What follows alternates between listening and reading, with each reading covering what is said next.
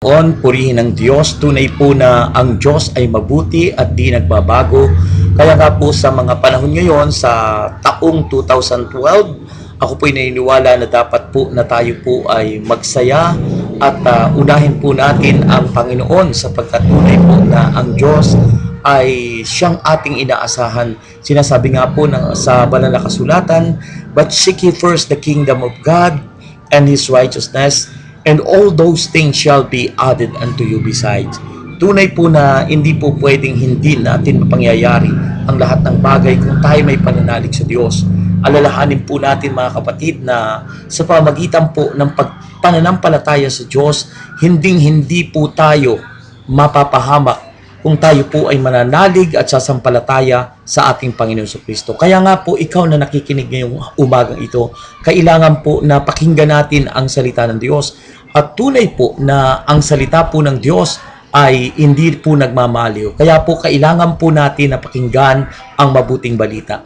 Sinasabi po sa salita ng Diyos sa Philippians 4:19, "And my God will supply all our needs according to His riches and glory through Christ our Lord Jesus." Kaya nga po, sa Diyos po tayo umasa sapagkat sinabi po ng kanyang salita na ang Diyos po ang magpapala sa atin at magkakaloob ng lahat ng ating pangailangan. Kaya nga po, kailangan po natin na sampalatayanan ang Diyos na makapangyarihan sa lahat. Ano po ang kanyang pangalan? Ang pangalan po niya ay El Shaddai. El means God, Shaddai means Almighty. At yan po ang dapat nating malaman at makita na ang katotohanan po ang siyang sinasabi ng banal na kasulatan na siya po magpapalaya sa atin. Sabi nga po ng John chapter 8 verse 31 to 32, "Kung patuloy kayong susunod sa aking mga aral, tunay nga kayong mga alagad ko, makikilala nyo ang katotohanan at ang katotohanan ang magpapalaya sa inyo." Kaya nga po mga kapatid, napakahalaga po na ating pong sampalatayanan ang Diyos na ito na siya pong may likha sa lahat ng bagay. Muli po, ako po ang inyong kapatid at kaibigan, partner, Brother Resurrection, Rex D. Villas, America.